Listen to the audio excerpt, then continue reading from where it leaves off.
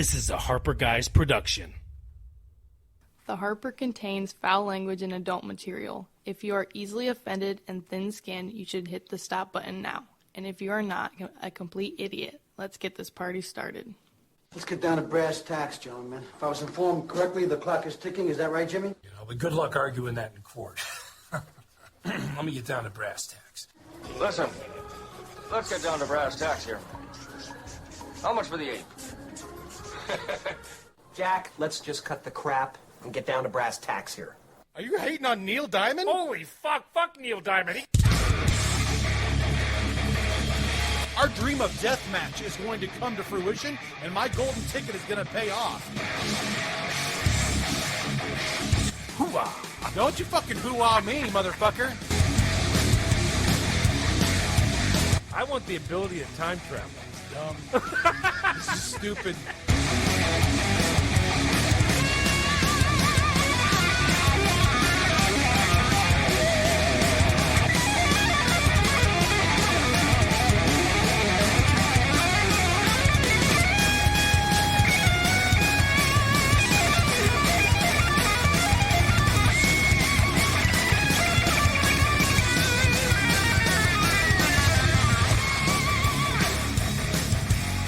Welcome to the Hyper, ladies and gentlemen. This is Jake. With me, as always, my sidekick, Adam. That's right. By that, I mean co-host, Adam. Sidekick, co-host. It's all the same, brother. It's all the same thing, brother. Welcome to show number 61. 61. Flying by. That's right, the Roger Maris old school home run record. Anytime I hear the number 61, that's absolutely what I equate it to. It's funny how sports numbers and stuff just kind of get hooked on to different things. Yeah. So, as always, we're going to start off with our public service announcement, which I know you're all dying to hear. Oh, it's the same every week, so it's just crazy. So visit us at theharperguys.com. Follow and share. I know when I do that, I look like Fred Martin, guys. Do it. We know cars. Also visit us at iTunes, Google Play, Spotify, Stitcher, Radio Public, TuneIn, and iHeartRadio. If you're watching on YouTube right now, subscribe and comment. And if you comment, you'll become part of the Gallows poll show. This is three in a row. I thought this was like one of those Grey's Anatomy crossover events that I was supposed to, like, you can't ask me questions like that as part of the beginning and not tell me what the fuck it is. I'm going to have a montage of all of these because every time you say something different of what my answer is, you become part of the mod squad. I don't fucking know, man. I love it. Thank you to Ethan Maxwell for the demilitarized zone. And as we've said the last couple of shows, you hear the whole thing. The rest of that wonderful intro will be at the end of the show. Yeah. Tonight we have the American Slacker promo, another podcast out there. Check them out. Hell yeah. And then we also have our second show, the Gallows podcast promo. Yeah. So, and to be clear on that, for those of you that are just on the Harper vein here, the Gallows is our true crime podcast. So you get to hear a little bit more about that at the end of the show tonight. So we'll just do Common Sense, the Harper. I'll point to Jake for True Crime, the Gallows. So there you go. Just all like right. That. So I say we just roll into the promos. Let's get them out of the way. You want to do the promos first? Absolutely. Let's do it. Roll on, too. Right. So I'm going to put up a little thing here for the American Slackers. There we go. For the video folks out in YouTube land. And here we go.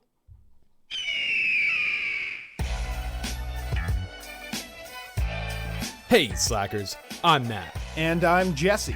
We host American Slacker, the show that keeps you updated on all of the weirdest news around the globe, along with what's going on in the world of Xbox, music and movie suggestions, and fun interactive games.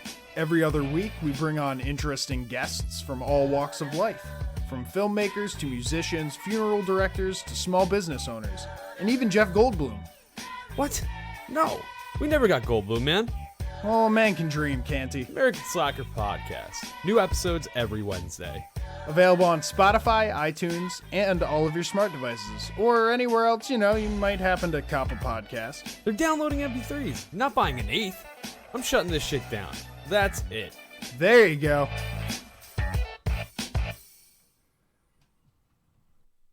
All right. Yeah, I do want to make one comment. They do have great shows. If you're looking for something entertaining, they're definitely not a bad vein to hop into. If you get Jeff Goldblum on your show, I will never listen to you again. I just want to make sure that we're crystal clear on that. You will lose 1 subscriber and 1 view or listen a week. Just to clarify, he said it was a dream. He didn't say it was reality. So. He's only ever done one good thing in his whole career, and that was that line in Jurassic Park where he's like, "You did it, you crazy son of a bitch. You really did it." Other than that, fuck Jeff Goldblum. Well, anyways, yeah, check out the American Slacker podcast with Matt and Jesse. So now we're going to play our sidekick sister show here. Yes. So let me pull up the graphic for the Gallows podcast for the YouTubers, and here we go.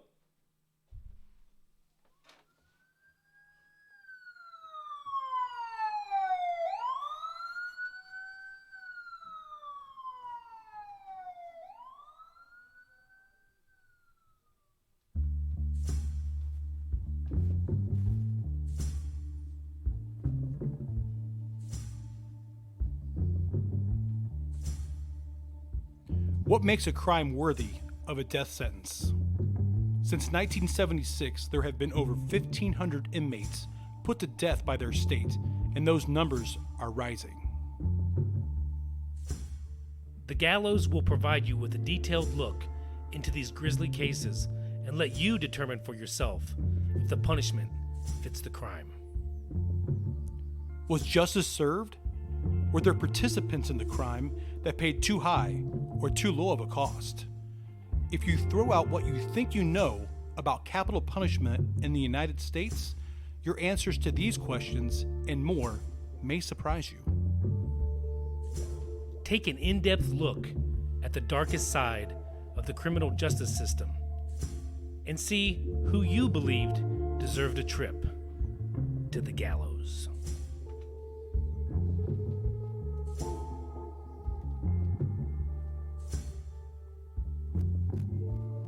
There we are. Yeah. So get a chance, check them out. The Gallows, you can follow us on Twitter. That's probably the easiest way as far as social media platforms go. It's the thegallowspodcast.com. Send emails to thegallowspod@gmail.com. Yes. And just like the show, I don't recommend the show for young kids, anything like that. We do get directly into the heart of the matter. We don't pull any punches. We want it to be all raw and real, and we like your feedback on this stuff. It's a complicated situation. The further you get into it, the more you learn about how this system actually works. It's kind of scary. As we get into it, we find a little bit more. We elaborate more on the show about it, but if you're interested in true crime, you're looking for something that's cranked up just a little bit more than what you're used to, go ahead and give us a listen. Yeah, and definitely with the email there, it's there for a reason. So if you have suggestions on shows, and what we do is we kind of go. We do the episodes entail prisoners, or I shouldn't say prisoners, crimes that were I'm at a loss for words. They were executed for the crimes. The convicted person, yes, or persons. In easy each for case, me to say. In this case, actually, it goes all the way through until a death sentence is carried out. Right. So if it's somebody that just got life in prison, well, we're not going to do that. So right, it's got to be from start to finish: crime, execution, and then questions. That's right. So I've got a little bit of history here. Oh, I like history. And this is history about our show. So if, for the Hateful Eight and our few smatterings of maybe we're up to like 12 or 16, which, by the way, thank you, everybody that's been listening. We have had quite a bit of an uptick on our downloads and plays. Yeah. For a lot of shows, it's maybe a little bit easier to get downloads, plays. They're both the same thing in the world of podcasting. It's confusing, but it's all the same. Yeah. Anytime it's played, it's considered, on some platforms it's considered a download, on other platforms it's considered a play. Sure. It's all the same damn thing. Yeah. So we just hit 2,000, and we're over a year. This is for the Harper. Yeah. We're over a year. I've seen other shows that have hit 2,000 in 3 months. Right. So this is not something that we're bragging about. For us, it's a very awesome milestone. Yeah. 2,000 plays. Fuck yeah. Thank you, all the listeners out there. Hell yeah. But one of the reasons that we haven't caught on, and maybe what we're catching on now, but one of the reasons is because when we started, we were a little bit more brash about, certain things. Basically like, hey, we're doing it our way. And it's tough to just start out from nothing. And we didn't have a catchy name. The Harper is not a catchy name. Plus, we had the middle finger coming right at you live, right up there. And for, I would probably say 50% of the listening audience out there in podcast land, that's probably a little bit of a turnoff. The other part of the turnoff might have been our intro. Yeah. The first 10 seconds of our intro for almost a year was pretty much fuck you, no bullshit. Yeah. And hike up your motherfucking panties. And what was the other one? Pull them to the side. So, Well, thanks for bringing that back. yeah. So I wanted to kind of explain, and I think this is maybe part of the uptick, that we've changed that. So I was going to go through the intro of the Harper history. This is just going to take a minute. Yeah. So I found it interesting. You may not give a shit, and maybe we'll just all, erase this from our minds and get our 5 minutes back later. So when we first started, we did the hike 'em up, but a bunch of random preludes. Yeah. Like it was hike up your motherfucking panties, pull them to the side, and then random bullshit. It Yeah. was like nothing, because we didn't know what the fuck we were doing. Right. That was 6 episodes. On the 7th episode, we figured out what we wanted to do, Yeah. and that went for 35 episodes. Wow. Didn't change it. And so Held that's strong. But it's still hike up your motherfucking panties, pull them to the side. Welcome to the Harper. Fuck you, no bullshit. That's how we started every single show. So if you couldn't get through the first 15 minutes or 15 seconds, You were out. it was over. Yeah. So we're learning. It was a change in mindset. It was back then. It was kind of a, hey, if the first 20 seconds blows your mind to where you think that we suck and you don't want to listen to us, well, then go fuck yourself. We've changed as we've gotten into the podcast community, talked to people, and we've actually learned what we're doing a little bit. This isn't a self-gratifying portion of the show. This is kind of a little bit of an education portion Yeah. of the show. For those of you who have podcasts, don't be afraid to step back from time to time. Look at the way you're doing things. Look at the way that you're coming across as far as the perception that you're creating about yourself and your show, and don't be afraid to make a change. Right. So it took us 35 episodes, basically from September 21st, 2018 to July 14th, 2019. So almost a good, 9 months?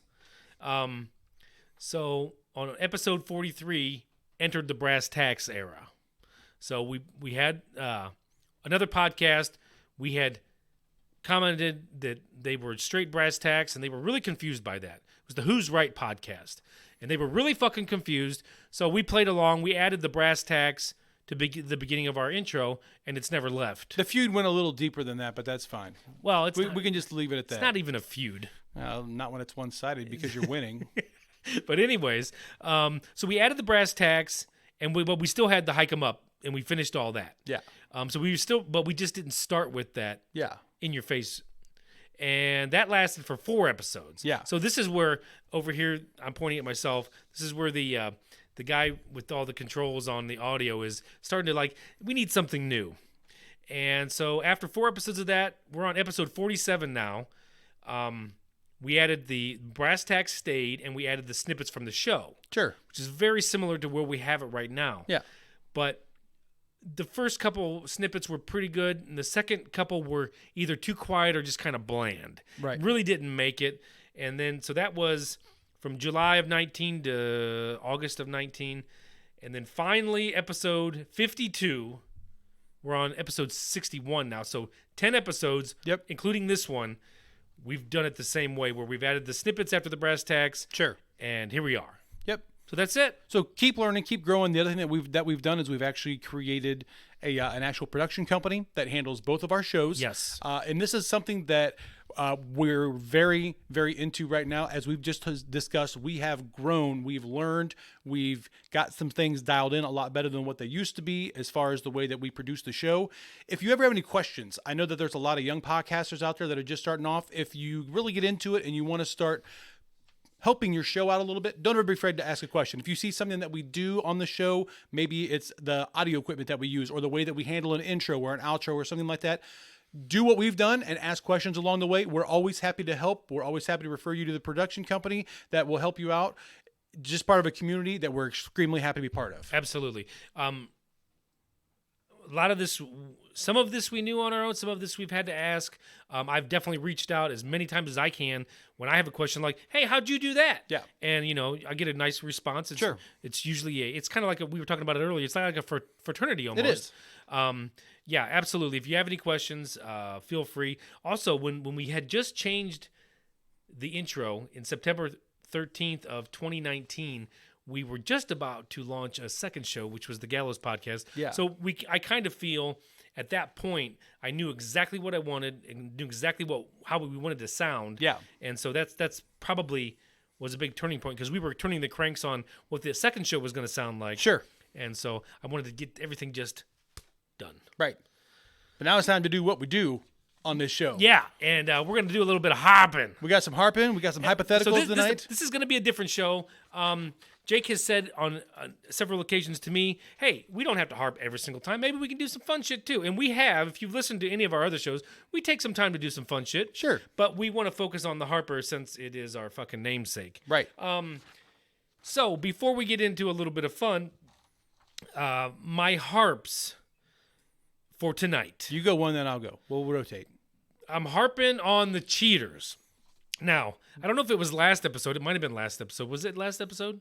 Remind me. I don't know what we're was the talking sports about. episode that I was bitching about. We said everybody stick around that may not even like sports because So one of our first topics was the cheaters, and we were talking about Bill Belichick.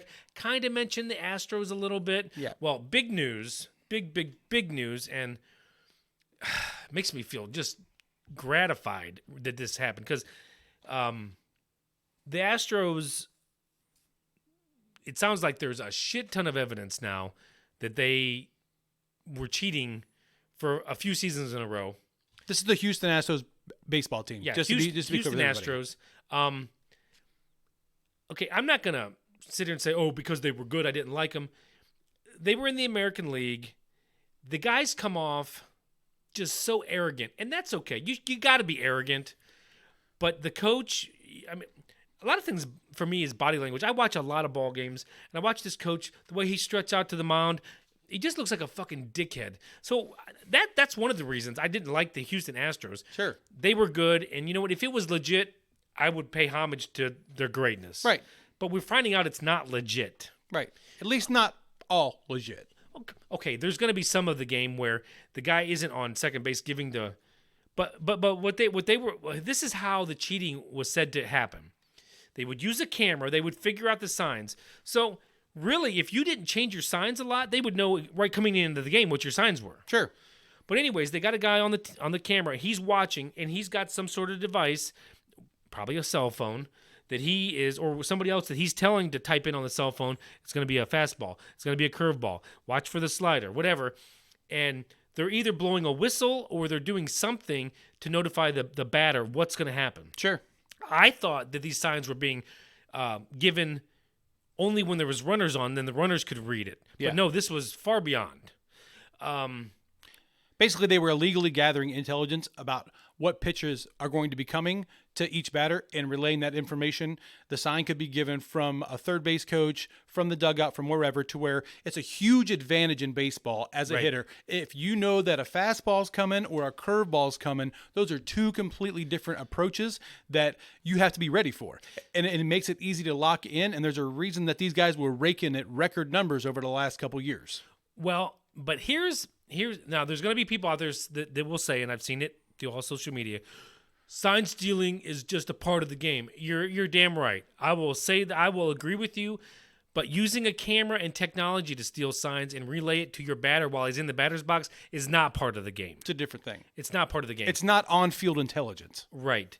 If you're on second base and you can see a catcher that keeps giving the signs and he's giving them to him wide open to the pitcher and you can see what they are and pick up on them and you can relay that to your teammates, that's fine. That's different. That's not illegal sign stealing. And also, tipping your pitches, that's the pitcher's fault. Right. If the pitcher is showing the ball with his grip, guess what? They're going to know what's coming. Sure.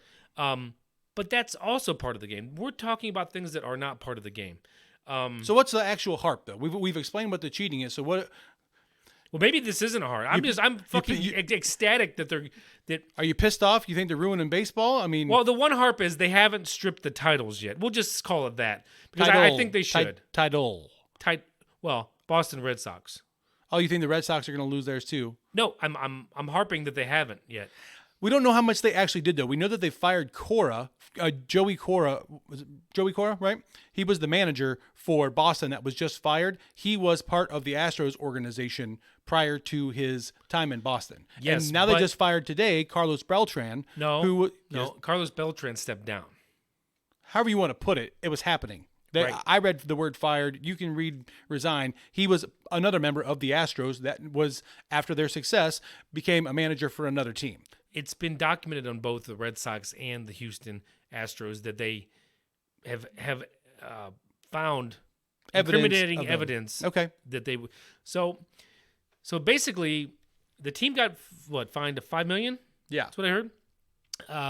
And then the team let go the GM and the coach for Major League Baseball suspended both of them for a year. Sure. And then the team cut ties. An hour later, the team cut ties. I was watching some ESPN correspondence, and they said that it took 1 hour, and then the team fired him because they had revealed what the evidence was against them. Okay. And it was pretty steep. So the ESPN's take on it was because they fired them so quickly, it was pretty evident that there was a lot of evidence. So anyways, Harp is they haven't stripped them yet. It'll be interesting if they do. Some people say I think you even said, I think they have to at this point. Yeah, I do. For as far as it's gone, I'm not a big person in overruling games. I know that there's been games that people are like, they should protest and they should overturn that game. I'm not a big fan of that. These are games at the end of the day. I know that there's livelihoods and that there's millions of dollars at stake and stuff like that, but these are games at the end of the day. If something happened where civilization was crumbling, one of the first fucking things to go are going to be pro sports. Yes. That's not going to stand the test of time. Correct. Right? If you need water or an NFL game, I love the NFL, you're going to be going with the water every fucking Sure. time. So I think that we have to take a little bit of perspective in exactly what we're talking about here. When it's calls that a referee makes incorrectly on a field, and people are, we got to overturn the game because the umpire got the call wrong. It's a fucking game. Review the umpire. Don't let him umpire anymore if it's fucking wrong. But this is different than that to me. I agree. Sure. The other thing about the Astros, they were talking about the Yankees series where no team won actually it was at home, wasn't it? No team won on the road. Right. The Yankees were 3-0 at home. Houston was 4-0 in Houston. So when you think about this, Houston probably doesn't have this surveillance on the road, right? Who knows? I mean, they have access to certain things when they're on the road. I'm just saying. If you find a position that you are able to lock a particular member of your personnel into, I got to believe that it's humanly possible. I'm pretty sure they're using like TV cameras. Baseball field's a pretty fucking big place. I know, but what I'm saying is, at home, it's much easier. This is your home field. You can set up a camera wherever the fuck you want and hide it with camouflage, whatever you think you need to do to get the job done. But on the road, I think it would be very hard. Do you? I disagree. Anybody that has spent any time out in the wilderness, out in the woods, knows that they have super high power binoculars these days. So for somebody that has an understanding of the game of baseball to be sitting in center field or just offset one way or another, so they have a direct line as far as what's going on with the catcher, you see people all the time keeping the books for a ball game. Right. It would be really easy to have a book in front of you, sitting there with your binoculars, and all you're doing is reading signs the whole way through. You mark down what all the signs were. You can go back and review the tape and see what pitches were actually coming in. Bam, you have a direct log of what the correlation was for the game. It's not that hard to do. I'm not saying you couldn't do that. What I'm saying is, because of the way the games went, it kind of made it seem like they weren't cheating on the road. But, of course, they were cheating at home. Well, cheating, look, you've heard me say, if you ain't cheating, you ain't trying. Well, that's bullshit. If you can, that's the biggest bullshit line I've ever heard. You can say that all you want. Man up and play the game the right way. Nah, fuck that. If you're playing, that's stupid. If you're playing offense, if you have to cheat, don't play. Don't play. Don't play. You're a loser and a fucking piece of shit if you have to cheat to try to win.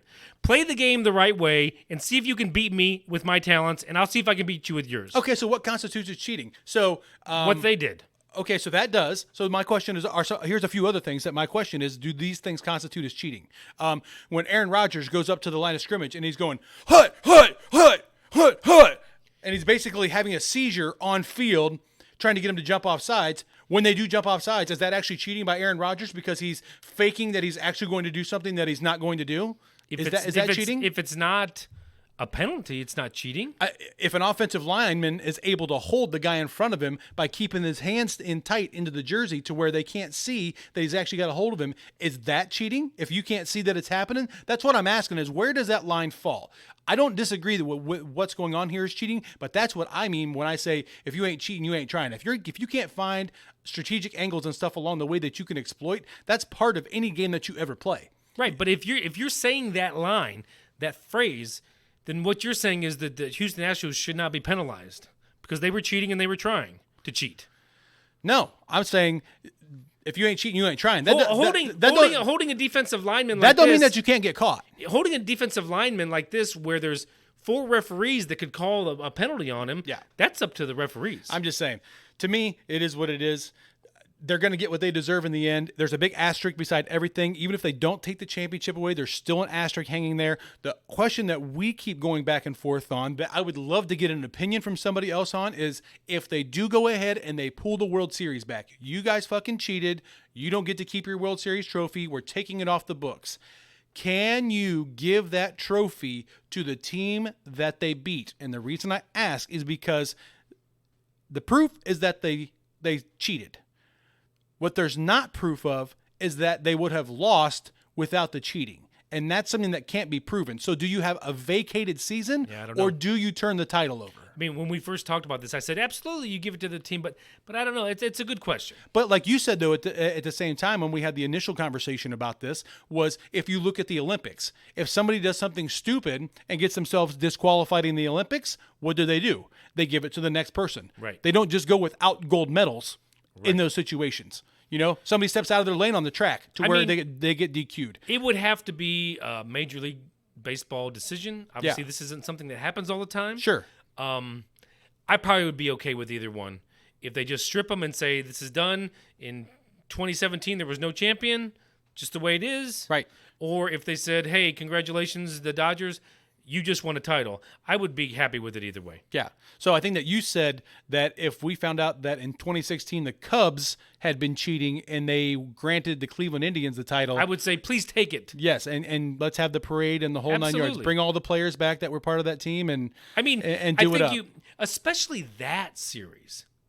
Indians were up 3-1. So if you found out that the Cubs were cheating to win those last three games? 3 games in a row. Then I would say the Indians put themselves in a good position to win that. Right, but they're not the first team to blow a 3-1 lead either. No, but I'm just saying, if you found out that, I would say that definitely made a difference. Sure. Because they were up 3-1. I get it. You know what I'm saying? Yeah. Now, if they would have been swept, then you'd be like, well, maybe could they have even beaten them anyways? Yeah. I don't know. I think it's an interesting way to look at it. What I think you would do in that situation, because of our technology, you have whoever, the writers or whoever would make this decision, sit down, watch every game, break down the games, see if it would have made a difference, or you think they deserve the championship. I don't know.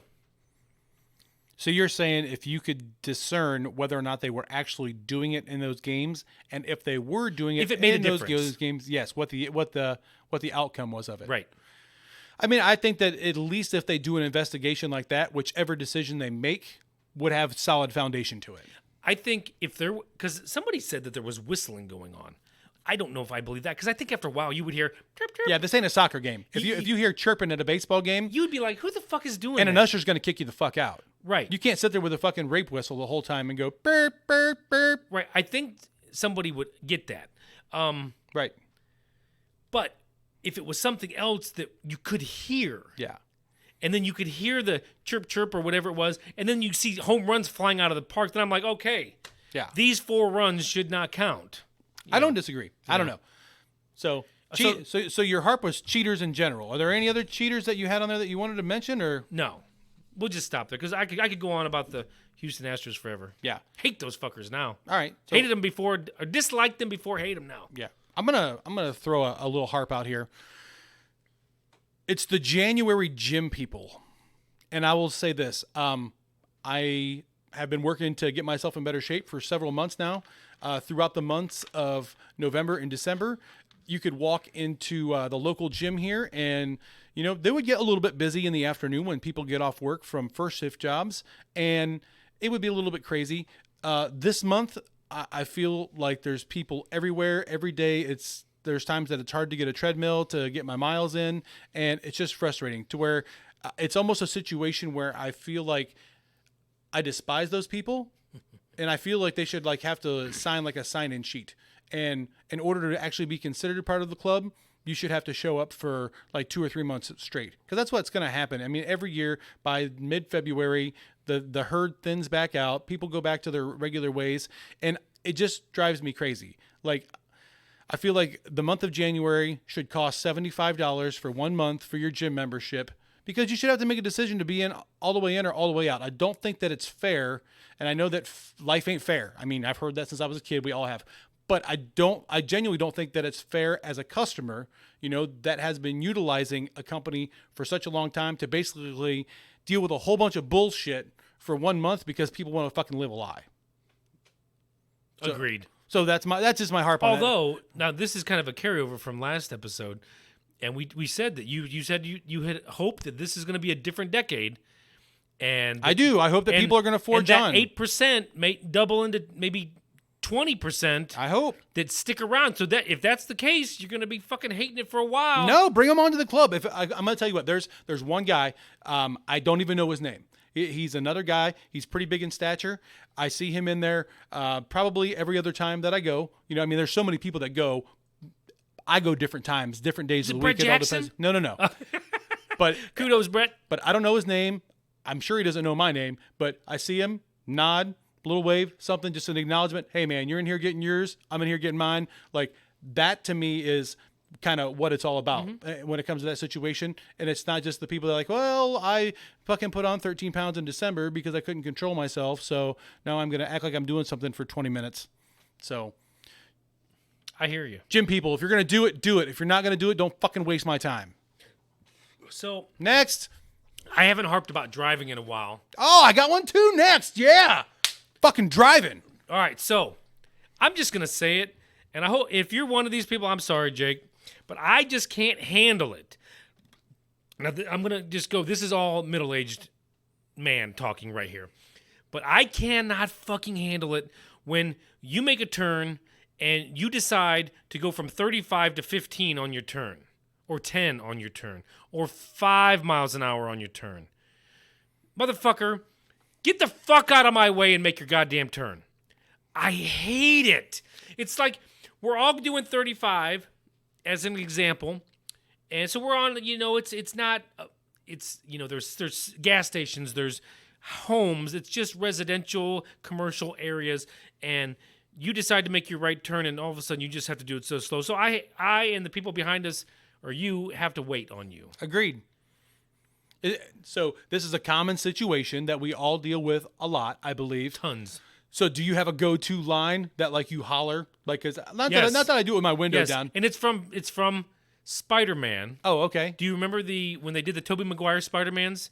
And newsflash, never seen a fucking Spider-Man with Tobey Maguire. Okay. Well, in this movie, he's riding a moped around delivering pizzas. Yeah. And he's talking to his boss, and his boss is pissed off because he's fucked up some orders. Yeah. And finally he looks at him, and he's got a bunch of pizzas, and he's like, go! So that's yours? That's it. Fucking go! Yeah. Mine is, hey, why don't you fucking get out and push? Just because that's what it looks like. They're fucking pushing their fucking shit into their driveway. And then it's like the perfectly flat fucking concrete driveway. I'm like, what did you think was going to happen here? So I've got one more, and you can get into your driver thing. Oh, that's okay. Go ahead. So, no, actually, I would say this. So this is on the way over to Jake's. I actually have this thing, and I need to start writing them more down, like remembering. Sure. Because whenever we podcast, I have the same routine, pretty much. I usually hit the Subway, get me a little eat fresh. Yeah. And then I pick up a beverage, whether it's beer or today it's Mr. Dr. Pepper. Yeah. And then on my way here, and usually it seems like something happens that I'm like, oh, I got to tell Jake about this because it's just so stupid or funny or unbelievable. Sure. And I got to start writing them down. And the hard thing is you're driving. You don't want to be texting, so it's hard to jot these things down. And by the time I get down into the bomb shelter here to do a show, I fucking forget it. Right. So today, I'm coming up your street. Well, no, not up. I'm coming up Summit. And there's a crossroad and there's a stop sign. and I come up, I stop. The other car's across from me and stops. And there's a car coming down. They don't have to stop. But they're far enough away that if you're just going across, you could go. Yeah. Well, I'm eating my Subway, so I'm like, even though it's my turn to go because I got there first, I'm like, fuck it. If you want to go, go ahead. I'm eating. I'm going to wait for this car. Give me another 2 minutes, right? Sure. So the car is coming up through. The car's getting up closer. This person must have been getting pissed at me. So they pull, kind of whip it, and now the guy's like almost hits them. Because they're just too worried about me, not even actually paying attention why I'm not going. Yeah. I'm like, fucking dumbass. It is. That's a dumbass thing, but one of the things that I think I've mentioned this before on the show, I'm super proactive about. If I encounter an intersection, it doesn't matter what it is, unless it's like multi-lane on both sides to where I can't control what everybody does. If it's any kind of a single lane, 2 lines meet up, at most you got 4 cars, I literally direct traffic. I literally will sit there in my truck, bring it on, you're going left, you're going right. So you want to be the last one to go. I don't give a shit if I'm the last one or not. If I'm the first one there, I make the conscious decision and I fucking go. The thing that drives me the most crazy is when... If you pull up at the same time, you have to direct traffic. Don't wait for them to make a decision. No. Don't play the game. Direct traffic. No. This is what I can't handle. Yeah. It's a 4-way stop, and there's 4 cars coming up. And this lady, I'm going to use lady because a lot of times it's this lady, gets there first. He said it's a lot of times it's a lady. She gets there first. I mean, clear cut first. That means you are first. Then another car comes up. Now, she doesn't know what to do because the other car come up right behind. And then I pull in, and here comes this other guy. She's clearly... I hope I didn't fuck anything up. She's clearly first and doesn't want to go. Oh, it blows my mind. It shouldn't, Take but control. It blows my mind. Take control. I do. That's I'm the like... easiest way to do it. But then by the time I'm doing that, this guy wants to go because he's frustrated with her too. Yeah. Yeah. No, you got to do it like you got epilepsy, bro. You got to be swinging hard. I hear Ready to you. go. So here's my other one for driving. Okay. You know how much we love semi-drivers.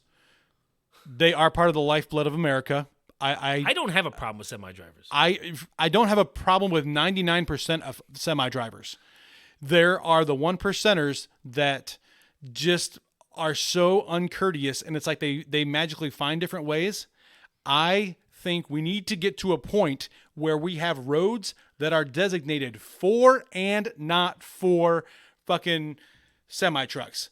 It would be easy. I live in a residential neighborhood that people use my road to cut through between 2 fairly major roads. I get that, and I'm fine with that. Dude, when semis try to turn onto my road, they're taking up both lanes of both ends of the turn. It just stops traffic all the way around, and the worst is the side streets when you get downtown. Stay off the side streets. I know where you're coming from. I know my way around this town. You do not have to use the side streets. Does it make it easier for you on one turn at some place somewhere? Yes. But what happened today on my way home? I'm coming up. Main intersection right off of the square. I have a green light. There's a truck that's been pulled out in front of the intersection that is going to be turning left. The van that's in front of me can't fucking do anything. I'm behind him, and this guy's got his turn to make to where he can't do anything. So we burn an entire light. I'm like, really? To where I was able to maneuver myself back up kind of at an angle so I didn't hit the car behind me so that this guy could come back a little bit. He gets to the point where he almost hits me, so I have to hit the horn. He stops, and the guy just goes on through, and he finally barely doesn't hit him to where the people on the other side missed an entire light cycle, and we're finally back onto us. I'm like, granted, in the grand scheme of life, it's at 45 minutes, but you're fucking up the flow of things. Don't be a fucking rude ass. Yeah. All right, I got one more about driving. I don't have any more on driving today. So I do. Go for it. So, I got to go to the Apple store. You'd be happy about this. I work in IT. You guys, the listeners know that. The Hateful Eight knows that. And my boss brings me a Macintosh that needs worked on. So, when the Macintosh needs worked on that we can't fix, we take it to the Apple store because that's where they come from. So, I'm taking this thing up there. Actually, I'm taking it out to the parking lot to get my car. What the fuck? Somebody has hit my car. Really? And it's not bad. At work? Well, it didn't happen at work. I just noticed it at work. Oh. So I'm looking, and it's the right rear, and it's the very corner, and it's got, if you ain't rubbing, you ain't racing. It's got fucking white paint on the bumper. And a little bit higher. And, You know, a lot of the newer bumpers, even though my car's not new, it's 14 years old. It still has plastic bumpers. Sure. And so from the impact, it knocked right at the fender well. It knocked it open. So I just had to snap it back in, but I still had to snap it back in. So this was a pretty good pop. Right. Plus it transferred paint. Yeah. There's white paint I still haven't scrubbed off yet. So what the fuck, man? Obviously, you know you hit my fucking car. Yeah. Whoever it was. Yeah. I'm pretty sure, and this is the other thing, I'm pretty sure if it didn't happen at my grocery mart there in hometown, that it happened at a softball training center. Okay. Where a bunch of different teams come in, and actually where I was parked, I parked in a different spot than I usually do. I parked out front, and you can park in the back, and if you're coming out the back and you take it wide, you would have clipped my car right where it's clipped. Now, if you're paying attention, you obviously don't hit my car. Sure. So that's where I think it happened. So I'll be looking through the parking lot next time I go out there to see anybody with their driver's side front that's a little smudged with gray. I just think that's a piece of shit move that you can't even at least say, because I wouldn't turn this into the insurance. But they don't know that. I'm going to snap my bumper in. I'm going to, whenever I get to it, I will try to get the white off and go along my way. This car has been fabulous. I bought it brand new, but it's got enough dents and scratches that this doesn't bother me. Sure. But just the overall principle, motherfucker. If you hit somebody and cause damage to their car, you should put a note on their car saying, hey, this is my phone number. If you didn't notice, I bumped your bumper or I scratched your door. I'll work with you in getting it fixed. You even had this happen with you with your truck. It did. And they didn't leave nothing, and they knew they fucking did it. Oh, it's still there. I see it every day when I go get into it. I agree that it's something that this is, to me, it's part of people losing faith in humanity. And ownership. Own it. I'm just saying, I feel like people have lost faith in humanity to where they feel like any angle that if anybody ever has one up on you, they're going to exploit it to the fullest degree. To where, oh, there's a little tiny dent on your car. Well, that looks like about $1,500 worth of damage to me. Or I'll just take $1,000 in cash, whatever you want to do here. Because I don't want money. Just own up to it. You don't. What I'm saying is that's how most of the world reacts to things these days. Oh, this shitty thing happened to me for 8.5 seconds. How can I capitalize on it? Because that's what we've been taught to do over the last 30 years in this country. That's going to be one of our shows coming. I've thought about this. We're going to do a show on how and why the fucking country or the world, just say the world, is so fucked up because of money and shit like that. Yeah. So, but I also believe that is one of those karma moments. That guy might have got away with clipping your car. You know, it is what it is. You know, like I said, I'm glad that your car's not debilitated. You know, everything's going to be fine. He'll get his back in spades. I believe in karma. It's something that I have a firm belief in. You know that, to where I believe that people that do shit like that, somebody's going to fucking rear end this guy, or they're going to hit a fucking door panel and some shit's going to be fucking jacked up on his car. Something like that's going to happen. Like, or a nice little unincidental T-boning. I don't know about nobody getting hurt. I don't know about a full-on T-bone, and I'm just saying. I hope that doesn't happen. Well, yeah. Anyways, all right. So one of my other harps is this also happened on the way over here. Subway sandwich in hand. Yeah. Starting to fucking go crazy on it. Better get a napkin. I put some extra chipotle sauce on this. One. I know we've talked about this before. 3 napkin minimum. And the funny thing is, you said we had this conversation the other day about etiquette at the drive-thru. I wasn't at the drive-thru. I was personable with this person. Yeah. And I made conversation, like Jake has been telling me to do. So, you know, I'm going to go out of my way to talk to this young gal, make conversation, and she fucking stiffs me with one napkin. I guess I should have been paying attention. Yeah. Because I wasn't. I do. I mean, that's one of the things like I watch. Like I usually do. If I see him go for one napkin, I'll just, hey, can I get a couple more napkins? And there's usually no problem that goes with it. Right. And I usually do as well. But today I didn't. And when I got the fucking secret one napkin surprise, I was pissed. Well, I will also go as far as to say this, though. I know what you're saying. At the same time, one napkin is not a reason for me to be fucking with the people that are making my food. So there's no way I would ever complain about it or say anything, because I believe that those people should be held in esteem. Even right now on a podcast when they don't know who you are? I'm just saying, like, it's a thankless job. You know, people want their shit, and you don't matter in their life. It's a job that needs to be done. Without those people, we wouldn't get the food that we want. Don't fucking do it. Fast food servers and anybody else out there in the world, give 3 napkins. I get it. I got one for you that's kind of a reverse harp. Let's go. Sometimes You're happy about something? I am. Woohoo! I gotta say that for all of the times in this world that I think as we've progressed over the last several years, mom and pop shops are coming back. People like small companies and stuff like that, to where big companies sometimes are like, oh, because of all the marketing and advertising they do, fuck giving those people my business. I'm going to try to keep Joe and Jan down the road in line. And for the most part, I agree with that a lot. We try to avoid chain restaurants when we can. If there's a little place that's out of the way that's maybe not well known, great. We're going to give that a shot. If there's somebody locally I can give business to, I try to do that. My father-in-law was up at Best Buy, and he got a hold of us and told us that they had a bunch of open box appliances that were on sale, heavily discounted. We'd kind of been looking for a fridge. Little upgrade. Yeah, we've had this fridge since we moved in. I'm pretty sure that it was here somewhere in the late 80s, early 90s. Still worked well, but it was time. We'd upgraded just about everything else in our kitchen. All right, so we're looking at fridges. We find the smart fridge that has like the tablet on the right-hand side. Oh, boy. You can get the Bluetooth on it. You can hear a phone call coming my way. Oh, yeah. You can make phone calls. You can listen to music while you're... I mean, you're going to ask me to help you set it up.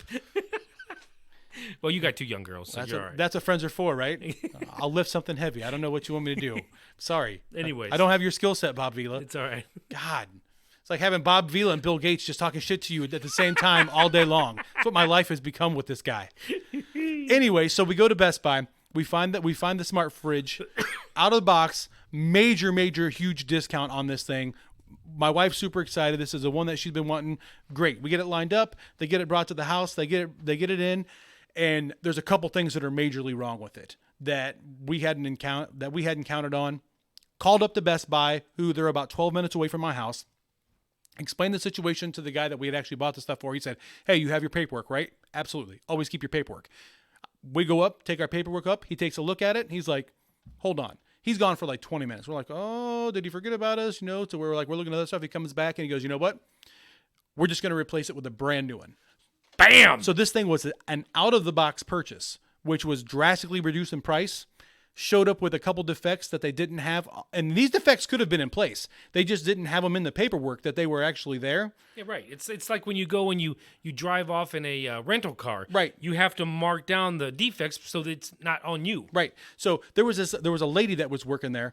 She's not part of the Happy Times. She was like, "Yeah, we could probably get a couple $100 gift card or something for you like that." I'm like, "No." Well, like, I didn't have to even say anything. My wife was like, 50 be tied. The guy was like, no, we're not going to do that. Hold on. Comes back. Perfect.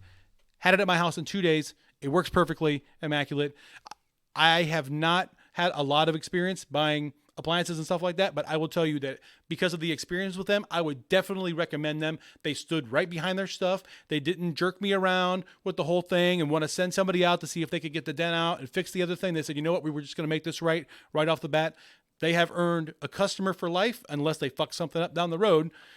So congratulations. I really appreciate it. Anybody has an opportunity, especially if you can go open box, because the amount that they'll mark that stuff off, it really is a great deal. You can do as well buying new as you can buying used off of Let Go or some site like that. So that's a good thank story. you, Best Buy, for being stand up for a large company. And a lot of times I feel like large companies don't have to be stand up anymore. Sure. So I really appreciate it. But you rolled that right in from mom and pop stores. Yeah. So it wasn't too long ago that mom and pop stores were fucking dying out. And I'm just going to say, not because I don't like Obama, but it was under the Obama administration that all these mom and pop stores were fading fast. 8 years of Obama, and they were fading. And I thought about this as I was walking back from my Subway. This is the third time I've mentioned Subway. So maybe some kickbacks here, Subway. Probably not. But anyways, I'm looking at the downtown of our little downtown. Yeah. And I'm looking at them like, you know what? This place is happening. There was, and it was probably 5 years ago, that a lot of the stores were leaving. Yeah. And now you look and everything is full. You see all kinds of unique places like it should be. There should be stores in these tiny, this is like the old school downtowns where there's all different shapes and sizes of buildings side by side because that's how they made them back in the day. Where little businesses were years ago. Well, yeah, because they were like, let's do this and this 25 feet. And then over here, this next 40 feet is going to be this. So it was just all different. It's a cool landscape, but all those places are jam-packed full with unique shops. It's not just like... I think there's only 3, if I haven't counted right in my head. I think there's only 3, like anything storefronts out of probably 20 or 25 different store, maybe 30 or 35 actually if you start counting that down. I'm just saying, I think there's only 3 that are from my vantage point, looking across the street where the WBC is and all that. Yeah, I mean, there could have been an empty one, but it just looked packed, and I was like, wow, the mom and pop stores are back. Yep. And it's nice. I mean, in most of the places that you go down there and frequent, but really nice people. It's good. But that's what made America great. Right. Was because you could start a small shop and you could make a living at it. Sure. You could actually say, hey, I'm going to put my neck on the line for this $50,000. I'm going to start up a company. Agreed. And I'm going to this is what I'm going to do. Yep. There was a point not too long ago, which we just mentioned, that faded. Now, who knows what will happen in the future? Hopefully, that's just not a Democrat thing. From what I understand, it is. But hopefully, it's not. Hopefully, the next Democrat that gets elected 25 years from now or 10 years from now, whenever it is, won't be 10. Won't be 10. But whenever the next Democrat makes it in, which eventually a Democrat will make it in, I hope they don't kill the mom and pop store. I just need it won't be 10 because it's got to be a multiple of 4. No, I understand.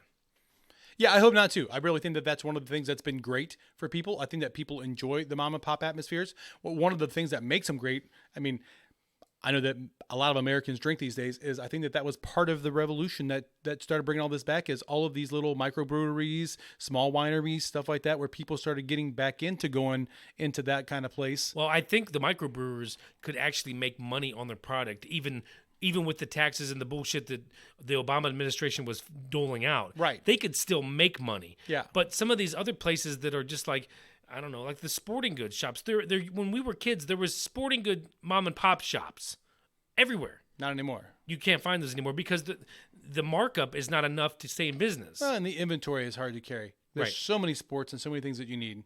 Well, right. So anyways, I think that's enough for the harping. Yeah, no more harping. Ready to get into the hypotheticals? We've had our history lesson. We've had our harping. Our harping. Now it's time for some hypotheticals. Right, 3 H's. We need some music for this. Doot. Oh, whatever. That was impressive. All right. He's a drummer, by the way. Well, retired. I still like the tippy tap. I'm just saying he wasn't a singer. No, I wasn't. Yeah, amen for that. All right. So these are some fun hypotheticals. I'm going to run these by Jake, and I'll probably put some of these on social media too. Yeah. So the first question is, Jake. Yeah. And I'm of course going to put my opinion out here too. Sure.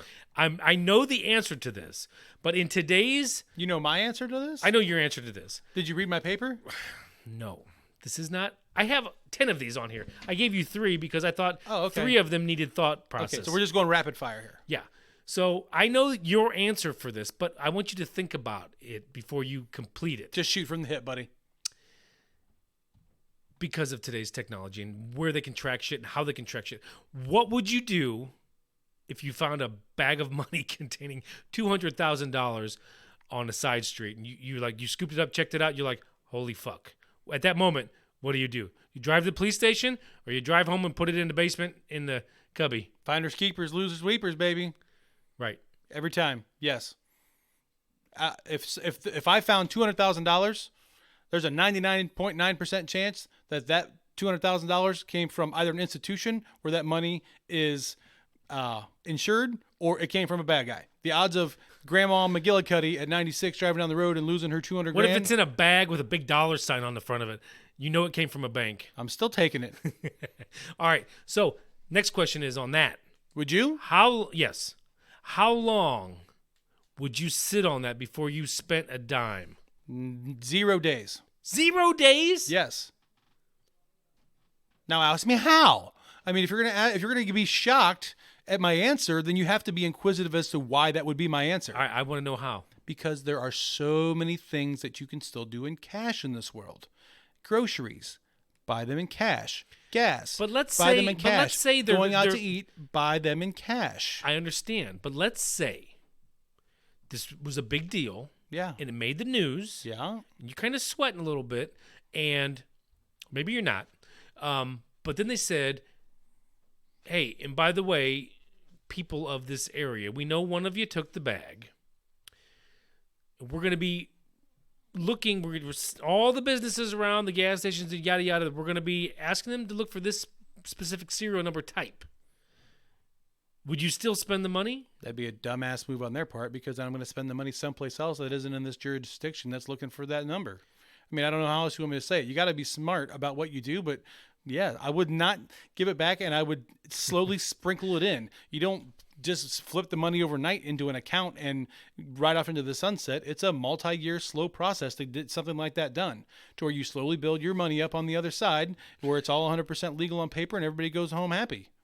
No, you go home happy. However you want to put it. All right, that's good. That's good. You know who ain't checking for serial numbers? People at gun shows. I'll go buy 600 guns right now. Come home, have all those guns, and then resell them all. I got nothing to tie me to any of it. You got to be careful. You got to do it slow, though. I know, that's what I'm saying. You think too fast, Federation be looking at you. I get all right, ya. so here's another one. This is a little tougher. Okay. Would you turn in a family member to authorities if they were looking for them for a serious crime? Define serious. They killed somebody. What's the basis? Depends on why. They're trying to hide, and they're let's just say it's what I'm saying is it depends on why they killed him. That's what I mean. Yeah, I'm sorry. If I'm going to be the person that makes a moral decision on whether or not I send a member of my family to jail. Let's do this easier. Let's say it was a hit and run and the person died, and you know where your family member is, and the authorities are looking for him. Mm-hmm. Would you turn them in? I have a list of probably 5 to 7 people that I would put on a list that I will say, sorry, no, I'm not going to do that. There's nothing to be gained by throwing that member of my family in jail. I'm not going to ruin their life because of it. Now, most of my family, yes, I probably would because that's the morally right thing to do.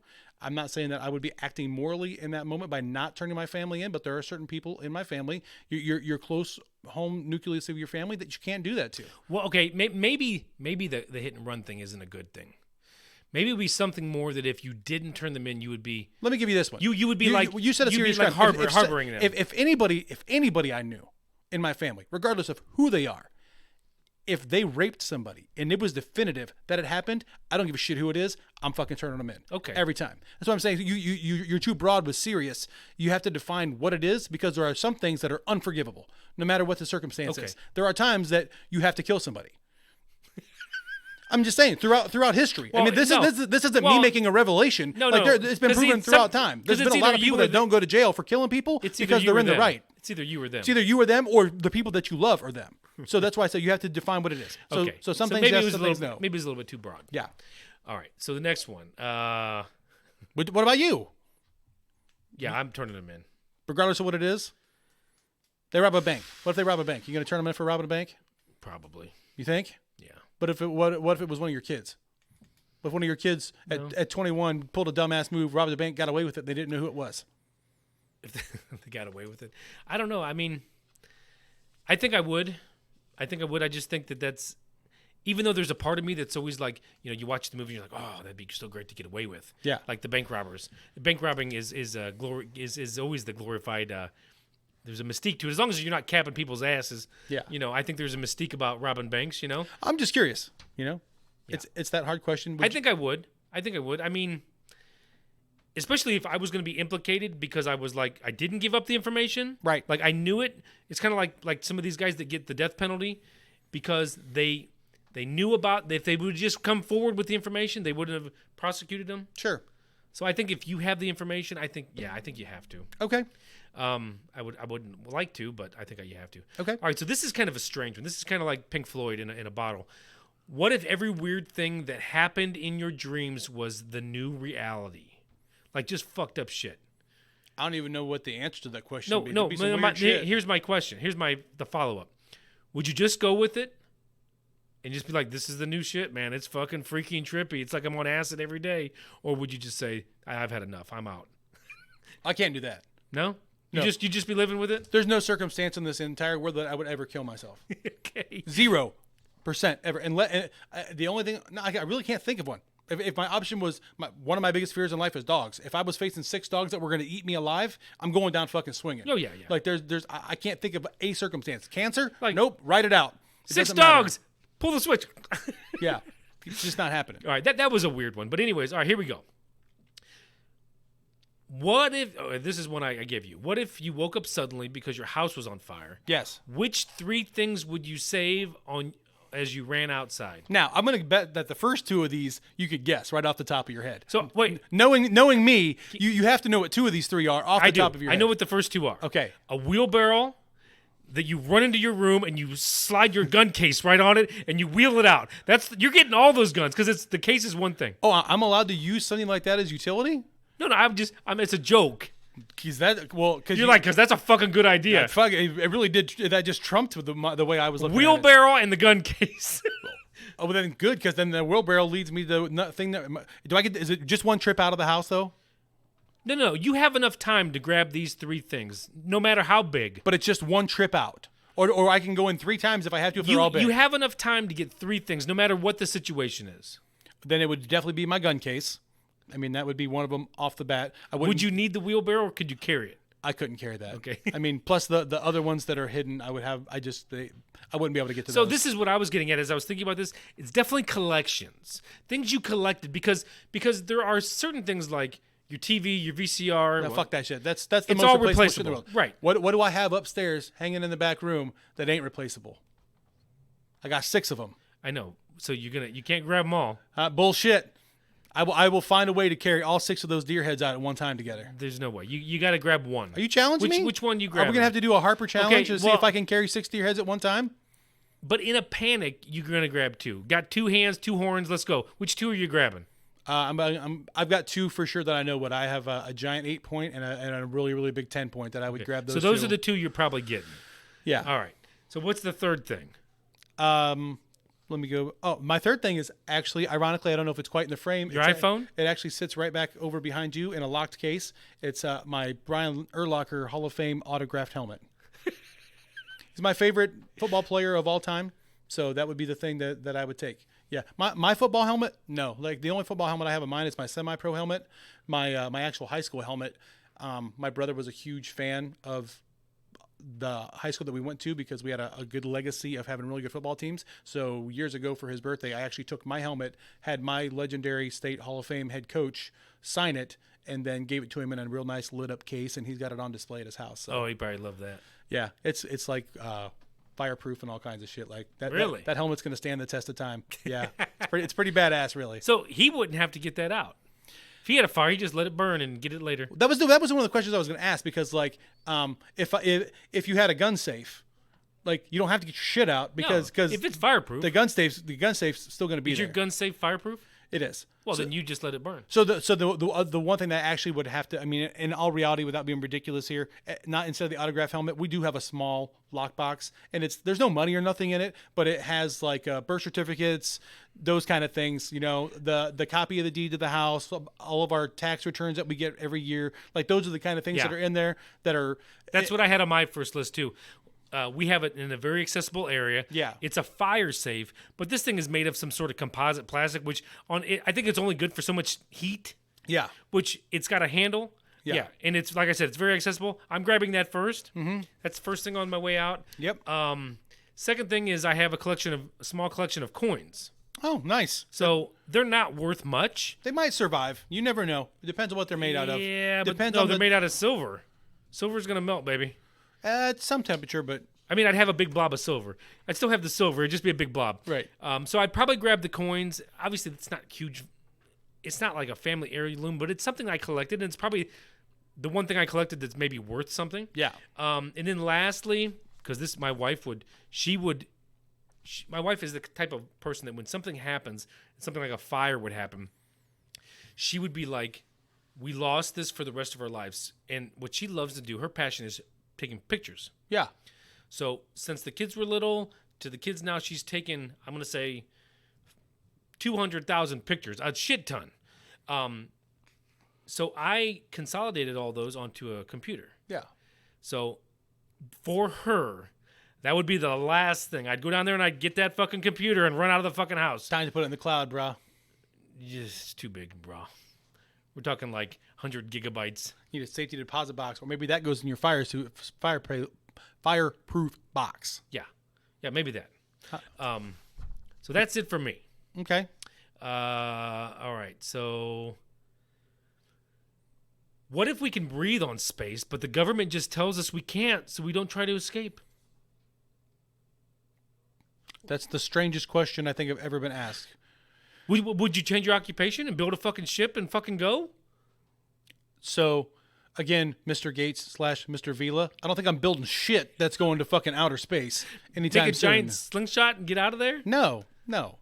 I'm completely content here on Earth. I'm never going to see this entire place, let alone want to go outside of here. Some of these were meant for comedic purposes, as you hopefully you figured out by now. Well, that was my answer. All right. What if you had to change your name? Maybe it's because you found the $200,000. Now, I'm going to say this. Chuck U. Farley? Nope. I'm going to say this. I do have a name that I will not reveal. That is, if life ever throws me a giant bag of shit, that I have a name that I would go to for life, and it would be changed over, and I have that on lockdown. So this is never going to happen. Give us the fucking name. No, I'm not doing it. So the two names that I would use that I've used in situations jokingly before, you know, like if you've been out with your friends and then you introduce yourself to somebody and you just go by a different name all night because it's funny. Richard Slitz? No, I would go with Steve Rogers. He was one of the Marvel. Is that Captain America? Which one's Steve Rogers? It might be. I think. Yeah. And then the other one, I've always thought that this name was awesome. I came up with it one night when we was Alcoholic? on. No, fucking Rick Robinson. Rick Robinson. I didn't. Hey, you just asked me what the names were. I know that they're not anything like World Be Free or nothing crazy like that. Oh, that's close to mine. Yeah. William Free. William Free. Yeah, because I came up with this because at one point in my life I was single and I was straightening up all of my affairs as far as I didn't have a mortgage, but I had loans and shit, and it's bill free. That's fun. And I was working my way to be bill free. That's fun. Minus my rent, of course. Well, sure. And that's funny. And insurance, but yeah, William Free. That's a good name. Yeah. So that's if I ever have to change it, look for William Free. That's a name I can get behind. Yeah. Bill Free. Bill Free. No shit. But I go by William, so they won't figure it out right away. Right. Yeah. Slick Willie. That's. Oh, here's a good one. I don't know if I gave this you. Oh, this is gonna be you're gonna have to do some quick goat thinking. Okay. What if you could be in the movie of your choice? Okay. Past or present? Obviously, yeah. What movie would you choose, and what character would you play? Andy Dufresne. I mean, You're going right to Shawshank. Well, no, because I really don't want to do that much prison time. So I would probably go the other way with it. And even though it doesn't end well, I would probably go with Gladiator. I would be, what the fuck's his name in the movie? The Spaniard. That's what they called him. That was his name. I don't know. The Spaniard. Maximus Decimus Meridius. Okay. Server of Marcus Aurelius. All right. Yeah. Pulled that shit out. Well, if you're going the Gladiator, it's got to be a style, badass. it'd be like the or Ray Liotta in fucking Goodfellas. What about that? Ooh, that'd be hard right there. Who's the Leonidas of the 300? Yeah, that'd be fun. Of course, the end is bad. I was gonna say that's why I just Ray Liotta might be a pretty good bet there. Henry Hill from Goodfellas. How about I just watched it last night. Who was starred in The Natural? Oh yeah, Robert Redford. I mean, that'd be a fun movie. Hitting fucking balls out of the park. Yeah, but you're getting fucking shot and shit. Once, not shit. I'm just saying, there's a lot going on. Your life is ruined because of a bullet. Fuck that. Right? Fucking cunt. Sorry. I don't know. Yeah, I mean, you could go 1,000 different ways with that. Yeah. What would you do if you found out your spouse was an alien? Move on. No. Would you just deal with it, divorce her, or fear for your life? Because if you left her, maybe she'd come kill your fucking ass. Dude, I'm down with the sickness. It probably takes an alien to love me, so I have no problem at all staying with my hot alien wife. What now? Now, but you just said you're happy here. What if she's like, "Let's go to my planet." So then we have to have a slight negotiation. Do you have ESPN Plus? Like, no, I need the red zone. Yes, I need the NFL red zone. Like, there would be a small list of things that I need to take with me. Right. Can I get a T-bone? You know, right? Well, there. But yeah, dude, I'd keep her. Like, okay. I don't know. I don't think I would. I'd be like, weirdo. Even though you have half alien children. Sure. Yeah. Well, that would explain a lot. All right. What would you do? What would you be doing as a job right now? Yes. If electricity was not a thing and could never be? I have two answers, but then I decided that they kind of coincided together. I would probably I would end up being a saloon owner because I'd be a bartender. Lots of interaction with people, which I enjoy. I enjoy talking to people. Didn't think about the bars. Slinging the alcohol, and an accountant. I'm very good with numbers. I love numbers. I could play with numbers all day long. They make sense. I can line them up. Like, numbers are finite things. I enjoy them to where if I'm owning the establishment, I can work You're as the counting- bartender and keep the books. Count the dollars. So good. I think that's what I would do. So what I was like, well, first off, I'm like, well, candlestick maker, oil lamp guy. Yeah. Then I'm like, and books would be more popular. You could be the bookkeeper, and then I'm like, no. I'd be the train engineer, dude. I'm riding the rails. Really? Yeah, the old coal tenders. Just get out and go, huh? Yeah, because they didn't need electricity for those. Wow. Either that or just an outlaw. Because you said just an outlaw. like a bank robber, like old. I mean, the Wild West would be everywhere still. Well, that's what I'm saying. That's why I'd have my saloon. Right. Transport my gun I'd collection be with drinking me. some beer from you. And my Spurs, ching, ching. Right. Yeah. All right. Okay, so this is a little bit different. Okay. What would you do if you were in a bus next to a woman you don't know and she farted loud? I would laugh like a 12-year-old child. I would lose my mind laughing. And if it stunk, I'd get loud about it because I have a severe problem with that. I'm not going to call anybody out by name here, but there are a few people I know that have a tendency to do that, to where like we'll be someplace and then if we get in the car to head home, we're like a minute and a half into the trip and they're like, "Burp." And I'm like, really? Well, you were just outside. You just called out your family. You really couldn't just pop that toot out real quick and be done with it. You had to save it for in the car. Yeah. So I have that's why I drive everywhere, and you have the ultimate control of the windows button. Oh, they all go down. It's like, oh, it's no degrees outside. Sorry. Now it's 0 in here. Then everybody's yelling and screaming. As long as my nose ain't smelling fart, I don't care. I'll tell you, if it was me and I'm sitting next to this lady and she rips a fucking loud one, I'm probably, even if there's only like 4 inches to move, I'm definitely moving those 4 inches. And I'm giving her the fucking look like, are you fucking kidding me? There's no part of you that would want to try to see what you had in the reserves and see if you could play battle shits one time. Oh, battle shits, yeah. Be like, what do I got? What do I got? Yeah, that would be fun. Right? Tim Misney will make them pay. How about this in like a Scottish voice? Is that all you got? Just blow it right back at her. I don't know. That ain't a knife. That's not a knife. All right, so we're almost done here. All right, then. What would you do if you were in a bank being robbed by an unarmed man? How do I know he's unarmed? Maybe he just has a note. And he's in a t-shirt. So let's say that I'm like standing right beside him. I can see that he has nothing else going on. Maybe you're next in line. Maybe you're behind him. And you see him kind of do the look around and he puts the note down and you can read it. Give me all your hundreds and whatever. And he does, and let's just say he's in fucking shorts and a t-shirt, and you know this guy's not packing heat. Or you can just tell. You just know. Yeah. Are you going to fucking take him out, or are you just going to let him go and let the authorities deal with him? I'm probably going to let the authorities deal with him in that moment. You don't know who you're fucking with these days. And I think that we've talked about this a little bit before on the show. You can look at somebody and you're like, all right, I can wrap that guy up, pick him up, one head slam off of the counter, and he's not getting up. That motherfucker could be Jet Li standing in front of me, to where now instead of him stealing shit, he's stealing shit and leaving me unconscious in the middle of the floor.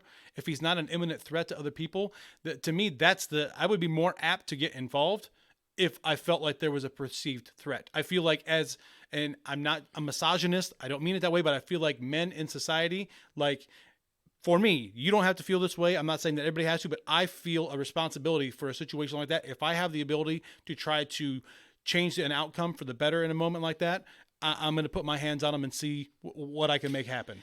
Yeah, I think I'd let him walk out too. I let the authorities chase him down. I'd probably witness up a profile. He was this high, this whatever. I'm a witness. I'll put a witness statement down. Right. But now if he's got a gun and I'm threatened where I might think I'm going to die, that's when it all changes.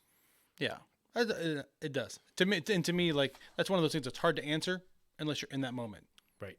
Everybody's got a plan until they get punched in the face, right? By Mike Tyson. Right. So All you never know. So this is my last one. Okay. So did you watch any of Well, you probably didn't because you had the New Year's Eve party going on. So watching the New Year's Eve show, and it was a really horrible show. I watched the last 4 minutes. Steve Harvey. I love Steve Harvey. He's a Cleveland guy. Yeah. But the show that he had on was not very good. And it was like the countdown was like 40 seconds to the ball dropping. They're still on commercial. I've never seen this. Usually like the last 2 minutes they're Where live. they got the little thing going in the corner that's counting it down, but they're at commercial? No. It was nothing. Oh. And we're like, and I think my phone actually said midnight, and they still hadn't come back. But then they come back and they were like 11, and I'm like, this is the worst. So, anyways, that's not this part. But he went over to somebody and he's talking to him. I think it was like 4 or 5 young ladies in their 20s there to have a good time. Sure. They had all the garb on, and he talked to him. He says, "Oh, and by the way, they're not afraid to say it. They're wearing diapers." Yeah. That's a real thing for that New Year's Eve party. Right. And so my question to you is, would you ever wear a diaper to your favorite event or something that you really wanted to see? No. What I would wear is a bleacher buddy. Does it surprise you that I had an answer for this? What is a bleacher buddy? A bleacher buddy. Seriously, you can look this up. Do you own a bleacher buddy? I do not currently. If I was going to New Year's Eve though in New York City, I would buy one. What is it? A contraption that straps onto your dong? That's right. And then you piss into that goes down the tube into a bag? Nailed it. Exactly what it is. And it even has like it's not like straight up underwear. It's more like what's the 1970s thing that the cup that guys used to wear where their ass cheeks would hang out? The chaps. No. Like it's like a jock. Jock strap. Yeah, jock strap. That's more what it looks like. Like it fits over top of your underwear and stuff. But yeah, it goes on just like a condom. You fucking piss into it, and it's right there in a little fucking bag. And it's even made to where when you're done, it's like one-time use. Throw it away. It's not like you're trying to wash it out and use it again for a second time. But for something like that, if I'm gonna be trapped in the middle of all these people for 7 hours straight, yeah, dude. Okay, but that's not the question. I'm talking diaper. No. Fuck no. Now I'm wearing a diaper when I can't wipe my own ass anymore. Like that's the day of the diaper for me. Let's change the scenario. So it's not just an event like a Garth Brooks concert. Let's say you had to go back in time to Woodstock. Yeah. But the only way to go is to wear a diaper. Yeah. Ugh, I still don't think I'm going. No fucking way. I'm gonna tell you what. I don't know if you've seen the Jumanji with The Rock and Yeah. So the first one, when the girl finds out she's a boy and has to go to the bathroom, she's like, "Oh my god, this thing's got a handle on it." Dude, I can piss anywhere. I don't get stage fright. Tuck me in behind a group of 3 people, and I'll fucking piss on the ground right there. I don't give a fuck. No, I get it, but obviously in New York City you can't do that. I don't know. It's a democratic city. You can probably piss and shit wherever you want to. I'm sure there's lots of homeless people that are getting pee all over the place. It's possible. Yeah. So that's what we got for tonight. Unless you got something else to add to finish up the show? Yeah, motherfuckers. No, I don't. I think we're going out. All right. Thanks for joining us. As always, stay up on your mental health. Make sure that we're all in good shape on that. That is 1-888-622-HELP. If you have anything that you need, as far as if you're struggling with mental health yourself, substance abuse, anything like that, don't be afraid to reach out on behalf of yourself or someone else. That's right. If you are having bad thoughts about hurting yourself or hurting others, please call the number. It's very important. Yep. So 1-888-622-HELP. Hey, thanks for enjoying the ride tonight. Let us know what you think. Maybe we got some shit wrong. Maybe we got some shit right. Look forward to talking to you soon. Pip, pip. Cheerio.